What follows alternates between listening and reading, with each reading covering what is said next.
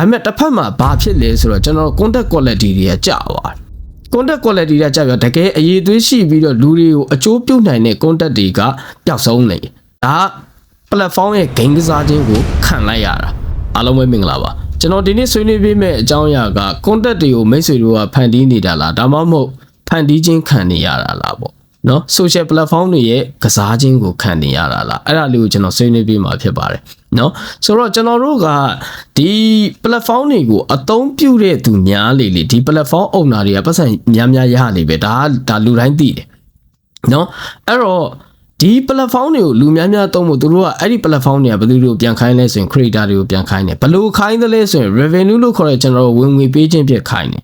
နော်မတိမတာပေါ့နော် money အခုလူများသိတဲ့ပုံစံမျိုးဆိုရင် monetization ပေါ့ဗျာ monetization ပေးပြီးတော့ဟာမင်းပတ်စံရအဲ့လိုမျိုးပြန်ခိုင်းတယ်အဲ့ဒီပတ်စံပေးတဲ့ဥစ္စာကလည်းဘယ်ကနေပြန်ပေးတယ်လဲဆိုလို့ရှိရင်သူတို့ကကြော်ညာရှင်တွေစီကနေပြီးတော့အဲ့ဒီ creator တွေထဲမှာထဲမဲ့ကြော်ညာရှိတယ်အဲ့ဒီကြော်ညာရှင်တွေစီကနေပြီးတော့ပြန်ပြီးတော့ယူပြီးတော့သူတို့က revenue အနေနဲ့ပြန်ပေးတာတချို့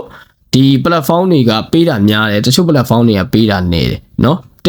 platform တစ်ခုနဲ့တစ်ခုမတူဘူးပေါ့เนาะ YouTube တို့ TikTok Facebook တို့မတူဘူးပေါ့เนาะအဲ့လိုမျိုးပေးတာနဲတာများတာရှိတယ်เนาะအဲ့တော့ဒီ creator တွေကိုပြန်ပြီးတော့ထိန်းချုပ်တဲ့ algorithm ဆိုတာလည်းရှိတယ်เนาะအဲ့ဒီ algorithm ကဒီ creator တွေကိုသူတို့ကပြောရမယ်ဆိုလို့ရှိရင်ကြော်ညာရှင်နေရာလဲဗျာဟိုလူတွေကိုလွှမ်းမိုးနိုင်မဲ့เนาะလူတွေကိုစိတ်ဝင်စားအောင်လုပ်နိုင်မဲ့ဒီ creator မျိုးပဲသူတို့ကစိတ်ဝင်စားမှာနော်စိတ်ဝင်စားမှဖြစ်တဲ့အတွက်ကြောင့်ဒီ platform တွေကပြန်ပြီးတော့ဘယ်လိုမျိုး algorithm ကို control လုပ်လိုက်လဲဆိုလို့ရှိရင်အဲ့လို creator တွေဖြစ်လာပြီဆိုရင်ပြောတာနော်သူတို့က like တွေ comment တွေ share တွေကိုယ့်ရဲ့ engagement တွေပေါ့နော်အဲ့ engagement တွေကိုလိုတိုးပို့လျှော့တွေသူတို့ကလုပ်လာအောင်နော်လောက်လာပြီးတော့ဒီ creator ကဟိုဥစားဖြစ်အောင်ပို့ပြီးတော့ဥစားဖြစ်လာအောင်သူတို့လောက်လာတာပေါ့ဗျာပို့ပြီးတော့ဆွဲဆောင်မှုရှိတဲ့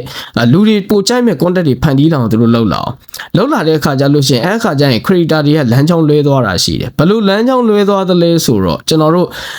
လူတွေကလူပိန်းကြိုက်တဲ့ content လူမျိုးတွေပေါ့နော်အဲ့လို content မျိုးတွေကိုဖန်တီးလိုက်တယ်ဖန်တီးလိုက်တဲ့အခါမျိုးတွေမှာလူတွေကကြိုက်သွားတယ်အောက်ဆောင် creator ဟာဒါကတော့သူတို့ကြိုက်တယ်ဆိုပြီးဆက်လက်ဖန်တီးတယ်ဖန်တီးတယ်ဆက်ကြိုက်တယ်နော်ဒါပေမဲ့တစ်ဖက်မှာဘာဖြစ်လဲဆိုတော့ကျွန်တော် content quality တွေကကျသွား content quality တွေကကျပြတကယ်အရေးသွေးရှိပြီးတော့လူတွေကိုအကျိုးပြုနိုင်တဲ့ content တွေကပျောက်ဆုံးနေနော်အဲ့ဒါမျိုးတွေဖြစ်လာဒါ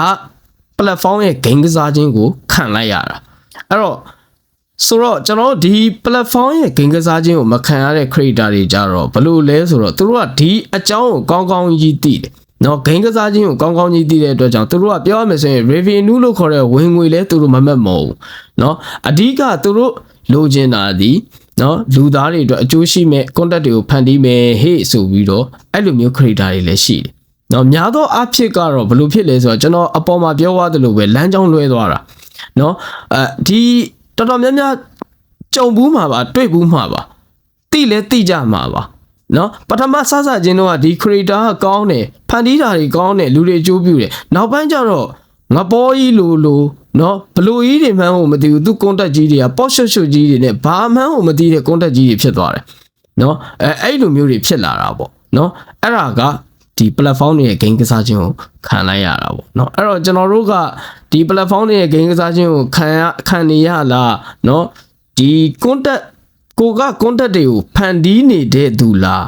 ကိုပြန်ပြီးတော့ဖန်တီးခံနေရတာလားအဲ့ဒါကိုစဉ်းစားဖို့လိုပါတယ်ကျွန်တော်ပြောချင်တာအဲ့ဒါပါပဲကျန်တဲ့အသေးစိတ်ကတော့ကိုယ့်ဘက်ကိုပဲ